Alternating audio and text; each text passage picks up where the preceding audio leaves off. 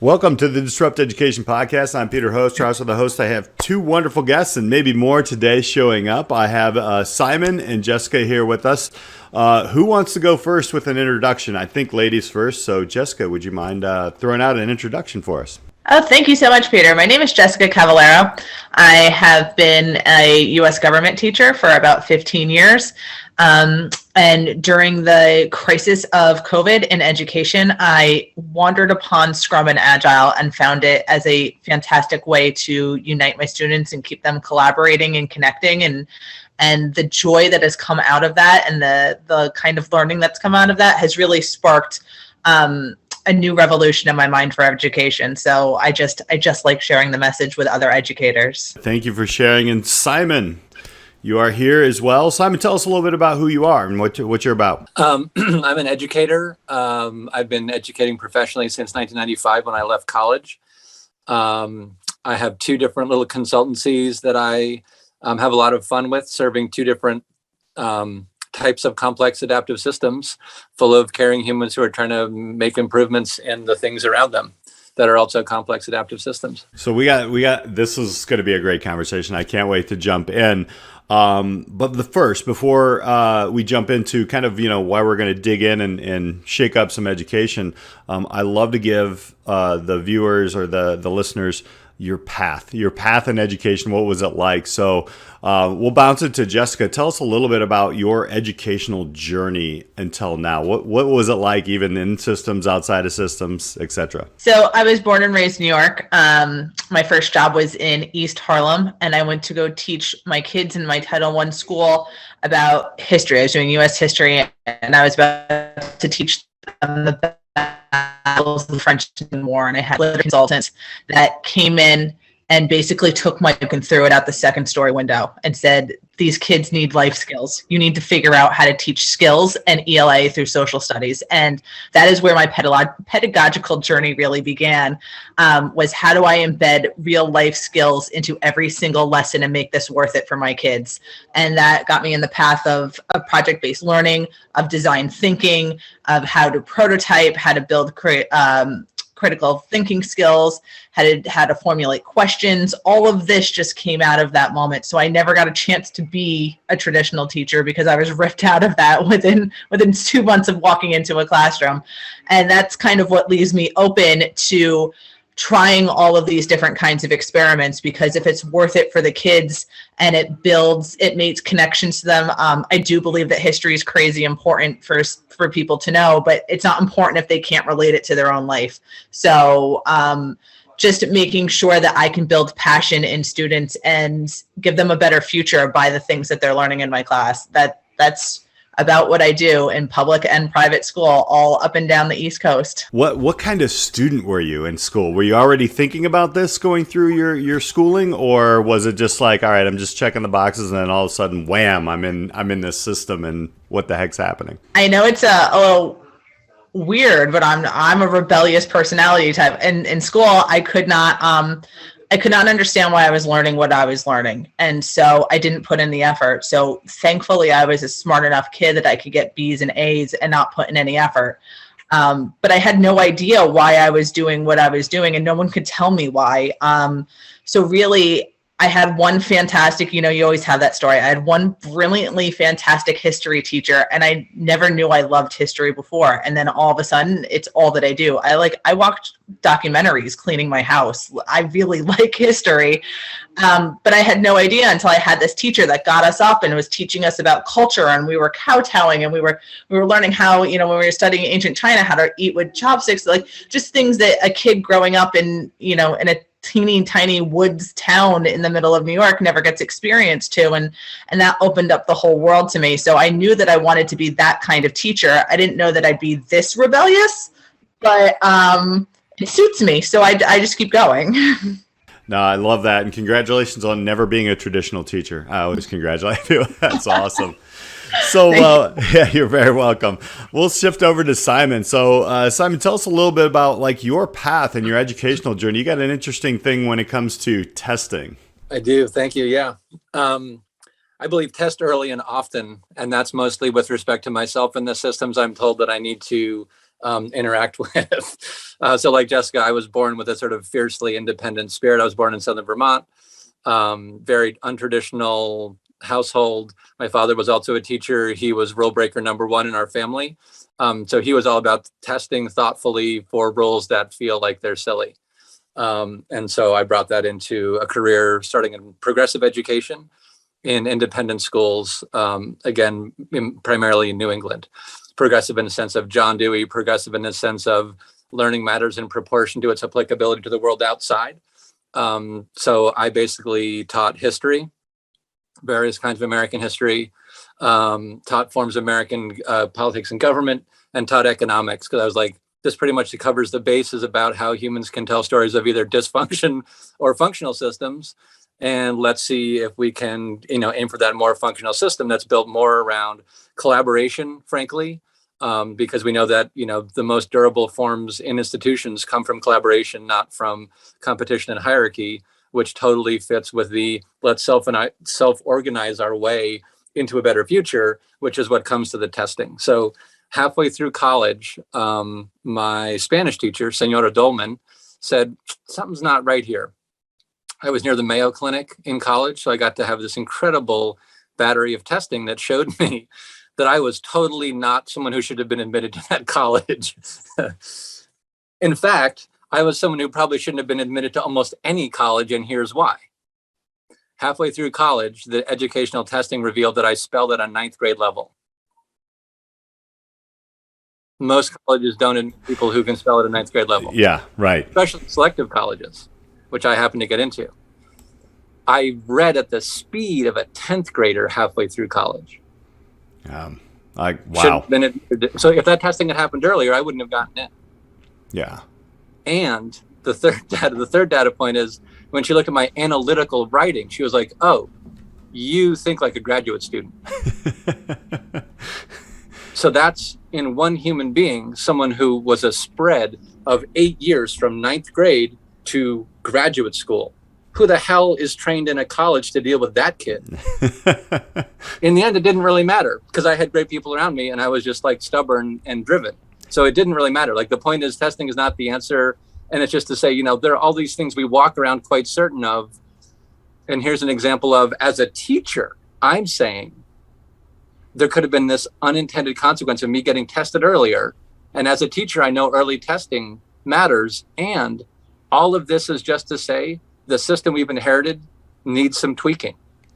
So what Jessica and I do, what our partnership does, is we just look for tweaks that feel appropriate to the tweaking that needs to be done in the spirit of finding better ways to learn and having more fun. There's so many parallels here to all of our stories. It's very interesting. I mean, I can tell you right now, the reason I got into the college that I got into was because we paid cash for the first year, and I didn't get into it initially, and I got a very low SAT score. I never got the opportunity to test like you did with reading or writing, but I can guarantee you it's probably around there, which is very interesting. I love that.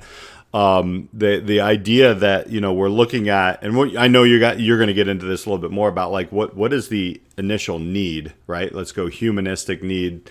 But I don't want to disrupt your whole disrupt education question here. Wow, I just threw that one out. That's awesome. It's coming in the summer now.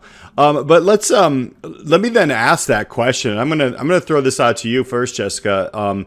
So as a person who can make some choices and decisions on how school learning system, not system, however it looks, how would you disrupt things right now as they go? Because I know I'm going to hear some design thinking and PBL and things like that. But yeah, you're the boss. Let's make it happen. What would you do? I really believe, after learning a lot about Scrum and Agile, in pull-based systems, and now my lesson plans are written in pull-based systems. And so what that means for people not in this little world of mine is the traditional education is push-based, right? So you have a teacher and they push the content out towards the students, and they decide the increments that get pushed. They decide the frequency. They decide everything for the students. The students are just passively taking it in. And even in really great classrooms, it's still pretty push-based because the teacher's deciding these things. Even if the kids are engaged and the kids are interacting and they're doing projects, it's still push-based. In a pull-based system, we can have an essential question. We can have all the content that needs to be covered. So I'm not here saying let's throw out content because there are things that you need to know in life, but we need to make it pull-based so students can pull from the backlog and pulled at their needs. That means your high-flying kids can take their work and they can pull it immediately and they can pull it quickly, and they're not waiting for you to repeat the directions 7 times. Our kids that have processing issues and they need to sit and think about it, they might pull a little slower. In this system, though, the teacher gets to work, and I know it because I've done it, the teacher gets to work like with the individual students. So you build better relationships, which is really why we all got into this, right? Like we didn't get into this for the paycheck. Is that we build relationships with our individual students, we get to know them better, and we help them build out their skills in a much better way. So it's skill-based, it's building in those 21st century skills, it's building in the skills, and I think this is an important part, if I was to kind of wreck everything and rebuild it, is to really concentrate on these human skills that kids need in this very complex world. Because with the rise of AI, those easy jobs are going to be automated very quickly. And yet, when we look at a traditional school building, these kids aren't having an opportunity to collaborate, to use teamwork, to build empathy, to project manage themselves. So where are they going to get these skills that are absolutely necessary? So in my dream school, it's going to be pull-based. It's not going to be differentiated by age. It's going to be differentiated by how fast you pull and how deep you pull that and how far you apply that. Your teachers are not going to go to school to learn classroom management, because classroom management comes with engaged students. So you're going to learn to be a facilitator and not a teacher, because you're not pushing, the kids are pulling, and you're just there to keep, my favorite part of the job, and I'm sure this is yours too, is when you walk around and you just ask that question that makes everyone go, what?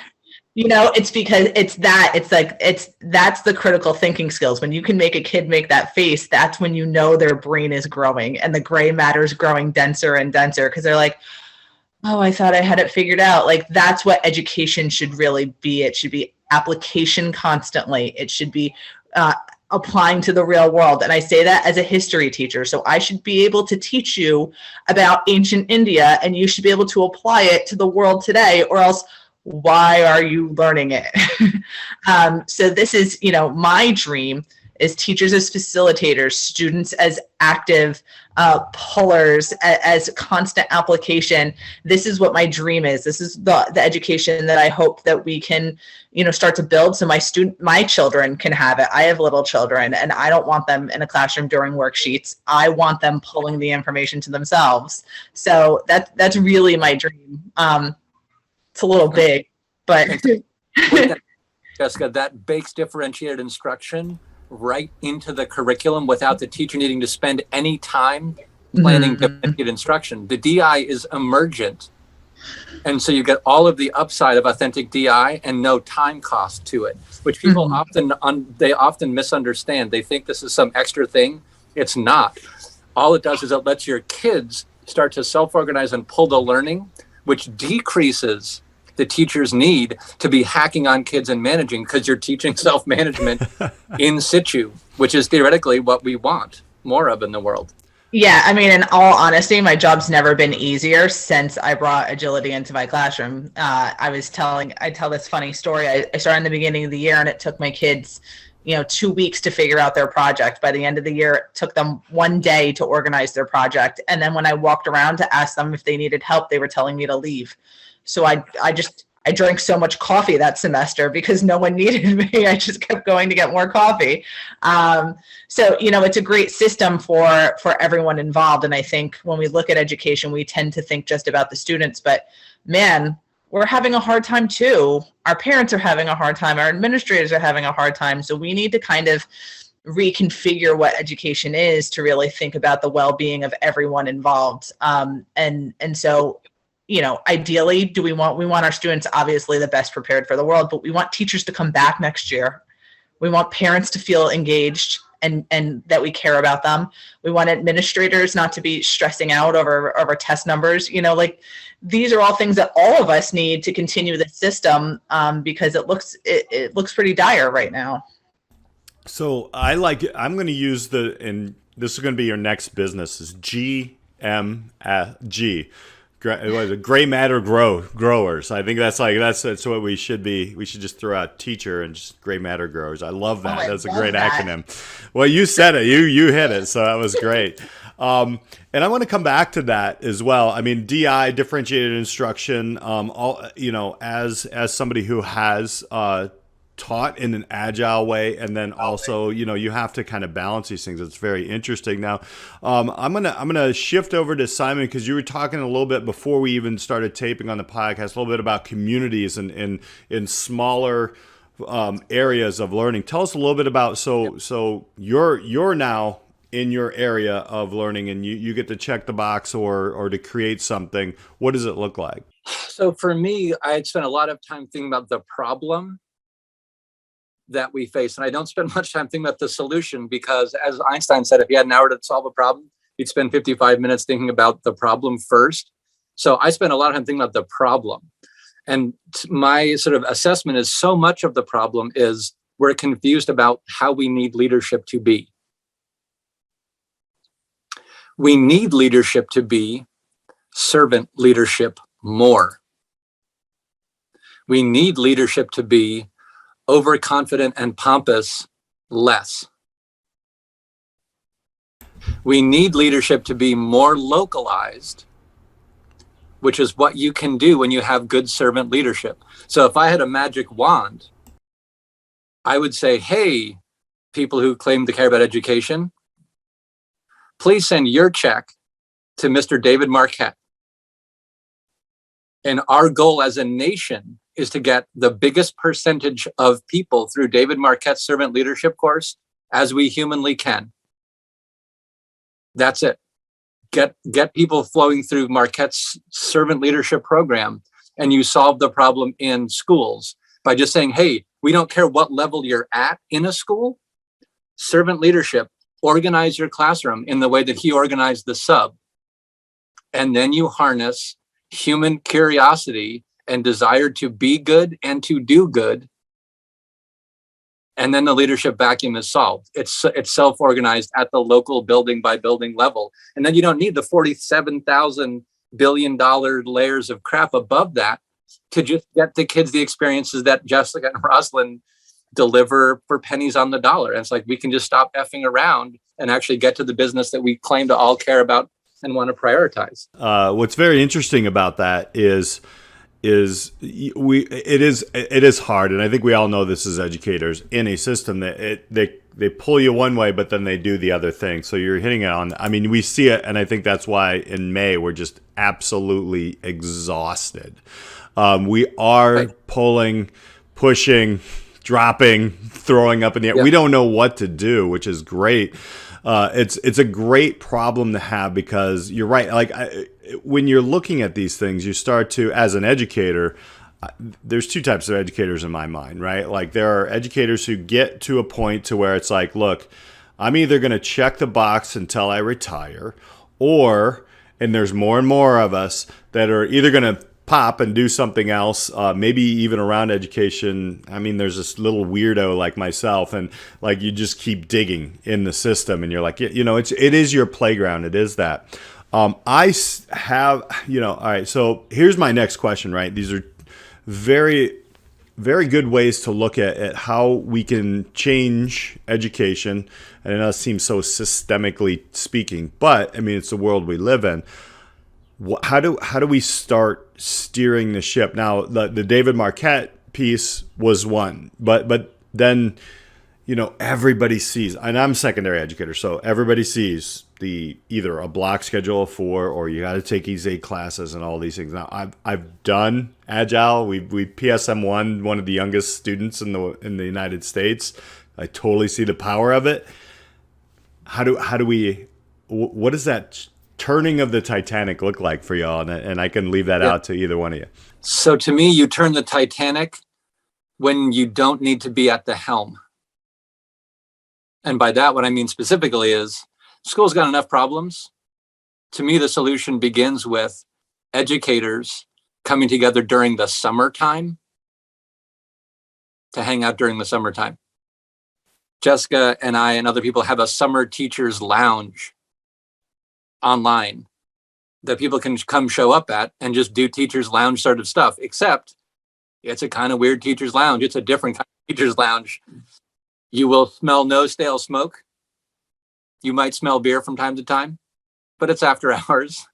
But no, seriously, like it's the summertime. The change starts when we can actually do change, which is the summertime. So we need, again, people who can make funding available to fund teachers to collaborate in the summer and learn the stuff, learn how to do this stuff. It's not magic. There's no crystal or incense required, no astrology required. It's like, do you want to do an empirical way of agilizing the learning experience of your kids and yourself and the teams that you sit on? Because it's not fair to ask people to do more during the year. You can have the experience of Jessica and have it be freaking awesome during the year, but most people aren't Jessica. Most people I did it during my lunch period. Well, I did it during my lunch period. I was a week out before my kids learning Agile. So as I was teaching them, I only had 1 week on them, and they catch up much. I had to race, but that was just me. That reminds me of Catch You If You. Just let me know. That reminds me of Catch Me If You Can, when he like fakes being the teacher. He's like, you just stay in front of him for a while. But so yeah, Jessica, your take on that, or adding to that. What are your thoughts? Well, I mean, I kind of see it two different ways. Both have to start with your passionate teachers, is identifying your passionate teachers. So there's a bottom up way where we grab those passionate teachers that are like, yes, I need to make my life a little bit easier. I need to make my education better. I need to make the learning deeper. And I really care that my students have a future, and taking those few people, starting to take them on Agile journeys. And then the work is going to be so good that there's no criticizing it. Other people are going to see it, and they're going to see you drinking coffee when your kids are working and go, how do I do that too? So, there's that bottom up approach where the passionate people start to gather together, like Simon was saying. The other way is possibly getting some administrators invested and doing a bottom down, but not a school-wide bottom down, like when they bring in a PD for 2 days and they waste your time right before school and they hand you a bunch of like booklets, and then the rubber hits the road and you forget all of it because you're in panic mode and you need to have it, and you just lose all of it. And that's just money that was taken out of the system that wasn't put back into the system. So the other way is, maybe if administrators start to come to it, is defining those passionate teachers, asking them if they would like to have, so then they have agency in their learning. They're not being forced into something, and then they do it and they build their own timetable. So it's the same thing with the kids. When you think about it, we're all just human beings that want to have choice in our lives. We all just want to feel like we're doing something in the world. So it's treating your teachers like that just as much as you should treat your students like that. And then those teachers start to do it. And then again, I can't possibly explain to you I started this when my kids were in a hybrid setting. I had kids all over the country, and a couple kids in front of me in mass with plexiglass, not moving. Their work was so much deeper and better than any work I had ever seen before. And it was under those conditions. So when you're talking about like, could you imagine, we got kids in elementary school, and by the 12th grade, they had these skills, like what they could be solving world crises that all of us dummies can't wrap our heads around, like it's undeniable when you start to see that work really pulling, when you see kids working on organizational Kanban boards and mastering their own curriculum on their own pace. It just spreads. People just become interested, and your teaching life becomes better. Your administrator's life becomes better. Your parents are happy with you. Like, life becomes better. No one doesn't want that. Yeah, I think it's interesting because I have always seen, and I've been in several different school systems, right, and most around the Midwest, so I haven't seen across the world or whatnot. But there seems to be two types of leaders in schools, and I'm glad you brought that up. One type is, I wouldn't even call them a leader. It's a manager, right? They're just managing things, right? They're making sure that the lights are on, people are getting paid, whatever. But then there's these amazing schools, and I actually just interviewed at one where the administration is asking, what if, or why not, right? How important do you think it is for leaders also to do this as well? Simon just mentioned in the chat, for those who are just listening, TPS reports. Love the movie, by the way. Office Space. We were just talking about that the other day. But how important is it to have, because there's a political side to this, and this is a ground up way. How important, because I can do it in my classroom. Like, no one's really watching every day, right? Like, and then, you got to do the dog and pony show. What can leaders do to actually enhance this? I would say the groundswell of this is just something that a lot of ed tech companies use. So I'll use it today. Groundswell of really just being, servant leaders in these ways where we're teaching students to go deeper in their agile ways and really connecting with them. I feel like in this system, we forgot that we're a human-based system, and we don't treat all of our stakeholders like humans the way that we would in other situations, if that makes sense. So if you're an administrator and you're open to it, it's having that open door policy with your teachers. It's treating your teachers like they have agency and creativity, and that they are well educated, and that they care about children, and they don't need a script to read in their classroom. It's if you want to plan curriculum, why don't you get trained in Agile, and then you bring the teachers in, and so that they can see how to pull information across the board. So, it's all the things that we know works in a classroom. You model, you scaffold, you introduce slowly, you bring in the passionate people to lead, the passion spills over. It's all the things that we know how to do. Our administrators need to treat us, the teachers, like those human beings with agency and creativity and innovation, and bring us in on the conversation as well. And then you start to see, wow, these things work really well. Wow, we all have a voice. Wow, we're really respected. And that's the kind of thing that grows. I think a lot of teacher burnout comes from either your administrator just shutting everything down and being like, no, you don't know what's best. Or feelings of just not being valued. So it's bringing those teachers in and making them feel really valued. I love Teacher Appreciation Week, and I love my Dunkin' Donuts gift card, but I would like a whole lot more if I felt valued all the time for the work that I did. Then you wouldn't need a week. I'd feel appreciated all the time. So you said something interesting there, Simon, in the chat. Learning is greater than getting the TPS report the right type leaders. We need those willing to do small, safe experiments so we can eat our own dog food of learning. I love that. That's as a dog person. So can you, expand on that a little bit? So, that you're dealing with a good faith counterparty in any organization when that person is willing to eat their own dog food, when they say these are the good and right things, when they do those things in a visible way. So eating your own dog food, to me, especially as an educator, is this the litmus test of the people I want to hang out with versus don't? Sorry, I know that sounds exclusionary, but it's like people do that at different levels. And when the rules of learning you bring to your classroom and enforce are the same ones that you live by yourself, with respect to curiosity, with respect to teamwork, with respect to nonviolent communication, with respect to all the things that makes teams function, then you're oriented to what you're trying to do. So leaders, in my view, their sole function is to clarify direction and resource experiments by the people that they've hired to move in that direction. That's the sum total of leadership. Safe, small, funded experiments of the sort that Jessica, has been talking about. So it's like leadership job. Go that way. Don't go that way. That's it. Simple, directional instructions to the rest of the building. And we have a little bit of money for people who want to try different ways of getting there. That's how you do it.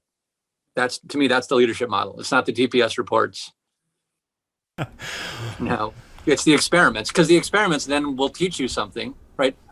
Get good at running small experiments, and then you get good at learning in the way that the improvement katas do, and then you've cognitively enabled yourself and your team to get after the challenges that, again, schools say that they care about teaching people to learn how to solve. And it's like, here's this other way to do it. Mike Rother wrote the book. Just pretend like you're going to eat your own dog food and do the cognitive work that he explains. This is going to be a big question. School boards. They're there. Yep. And I think yeah, and they're mostly well-intentioned. Absolutely. But they see learning. We're looking at different generations. I mean, I'm lucky enough to be in a school where there's 4 or 5 different generations in that school, and obviously our learning paths are different. What we see, what's available to us, blah blah blah. The list goes on. How do you suggest? I mean, maybe it's superintendents or however this hierarchy looks in any system. Get some political entities on board, including a school board. What does that look like? So to me, it looks like demonstrating efficacy of the method. Again, eating your own dog food, making the work visible. Right? It's like you're either going to be able to show the sort of progress that you care about, or you're not. The improvement kata, this way of thinking and making the work visible in Kanban boards and kata boards lets you know that lets everyone know what's happening. Think, like, to your point about politics. Politics is the presence in an organization of noise and wind about what matters most, usually. Politics makes confusing the things that we should be aligned around. I've been in political situations. No one's at fault. This is just what we've inherited. We can choose to interact in a lower politics way when we use the tools to make the work visible. So for me, if I'm sitting with a board, and I sit on 2 private school boards now, it's not adversarial. It's just, where are we trying to go? What are the problems we're trying to solve? Let's keep drama to a minimum. Let's keep observation to a maximum. And let's keep ego way in the back seat. And we keep it in the back seat by just saying, hey, we're trying to figure this out together. We're aligned on where we want to go. We're aligned on the outcomes, and we're just going to admit that we can't know all the perfect ways to get there right now. That's what a team is for.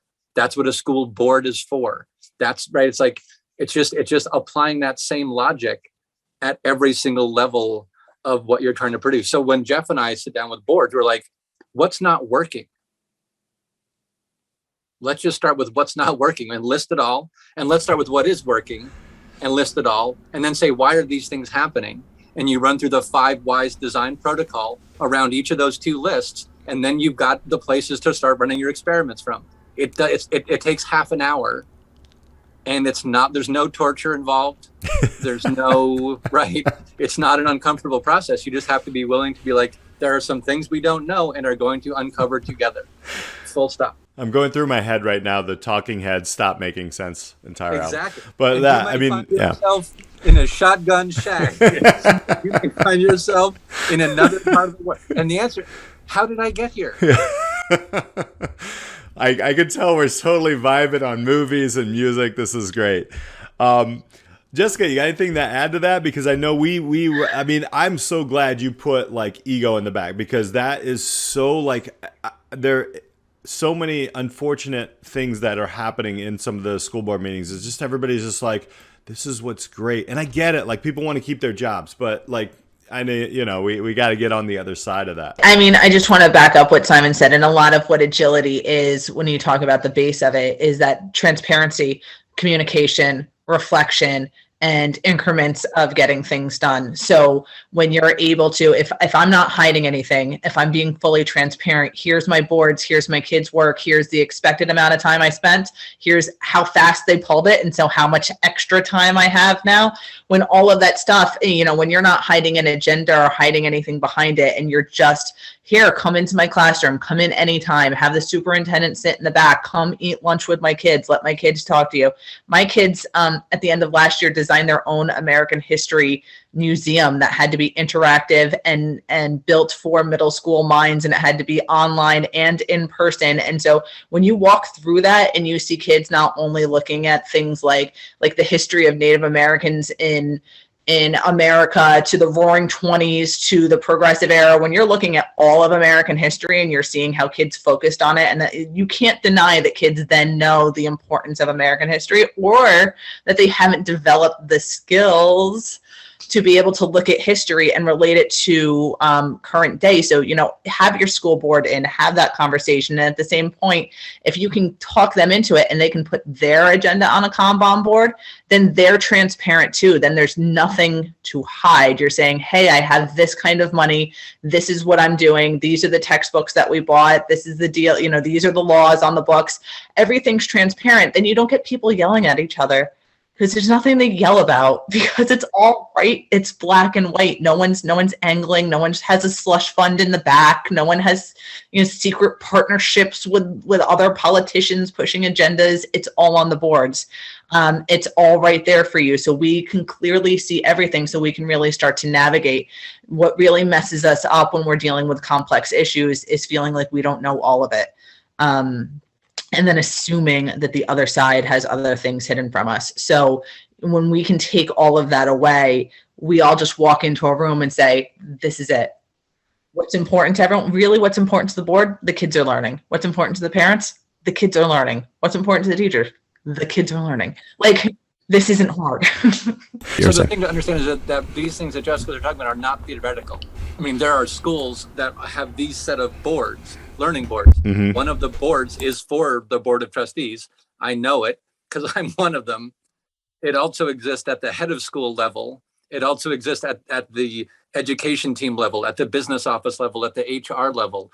These are not theoretical propositions, Peter. I just want your audience to understand these are things that we are doing in actual schools live now. These are not theoretical propositions. Yeah. Well, actually, Simon help a school do a strategic plan in a one-pager. Yeah. And right. I have other schools that have binders and binders from floor to ceiling of paperwork for strategic plans. So that's the kind of difference that you have, is that instead of meeting for 2 years before the strategic plan and just producing paperwork and meetings, you could have boards and you could have a one-pager, and wouldn't your life be so much better? Wait, the length of time from a strategic decision was made to it was being implemented and schools were experiencing it was not 2 years, was not 2 months, it was 2 weeks. Yep. Sprint. You had a grip of strategy that got very clearly refined, go pop right into that network, and there was value delivered right away. Yes. Again, this is this different way of thinking. It's not like Newtonian, Einsteinian mechanics. It's a different thing. It's like quantum mechanics. It's not the same. So I was leading the theory into reality there. So I wanted to kind of end off here. Number one, if you can get rid of 5-year plans, I would love everything about that, which I know you're doing. But talk a little bit about, so how can people, number one, connect with you all? How can they learn more about, Agile Mind and this awesome teacher's lounge that is, I have a picture in my head. Yeah. So. But yeah, so how can people connect and how can they find out more if I can put some information out on the podcast? So you can find out more about what I do. The website is the-agile-mind.com. For the lounge, I believe that invitation is up on the LEAF website, which is l-eaf.org. And those will be on Wednesdays. And we're alternating for trying to find the time boxes that work best for teachers. And we were kind of thinking that it might be like a half-hour conversation where we all get together and we all just start to discuss things. So you have, again, in transparency, you have full access to us. So you say, I have these standards and I have this kind of administration. What do you think? Or I'm in this kind of building in a rural school here. What do you think? So that, I'm not hiding things from you. You can see the back end of everything that we do. So we're alternating time boxes from noon Eastern Standard Time on, what date is it? It's not next Wednesday. It's the Wednesday after. Sorry, just trying to pull up my calendar. And then the next week it'll be at 3 p.m. EST, so that, it's sliding around that lunchtime. We were kind of thinking that teachers are just so exhausted. It's May, that you don't want to, at 7 o'clock at night, come back and talk about teaching. You probably want to do it, at lunch. You could vent a little. We could talk to you a little. We can flush out some of this transparency and get it going. So I believe it's going to start on the 18th and then the 25th. So it'll be rotating Wednesdays from then on, and all of that will be available on our websites, through LinkedIn, through our social media. You can find us at the Agile Mind on Facebook, Agile Minds in the Making on Instagram. You can find both of us, all of us, everyone on LinkedIn. So there's great ways to connect so we can get that information out, because we just really want to meet teachers, meet parents.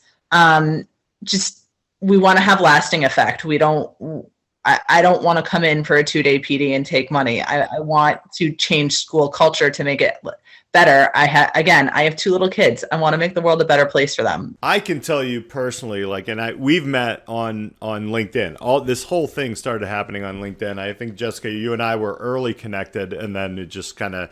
But I will tell you, even at 7 p.m., should it ever go there, you do feel energized talking about this. This conversation was energy. It was good energy, and it is continuing because there's a legit, loving the problem, and just digging and experimenting, because isn't that what life is all about, right? You love the problem because you love the kids. Absolutely, absolutely. So, well, I want to thank you both for hanging out with me on Disrupt Education.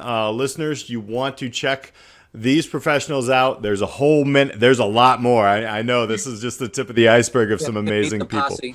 Yes, there is a posse. So I will put all that in the notes. But Jessica and Simon, thank you so much for hanging out with us on Disrupt Education today. For sure, Peter. Thank you so much for having us. Absolutely. And thank you all for listening. We'll catch you next time on Disrupt Education.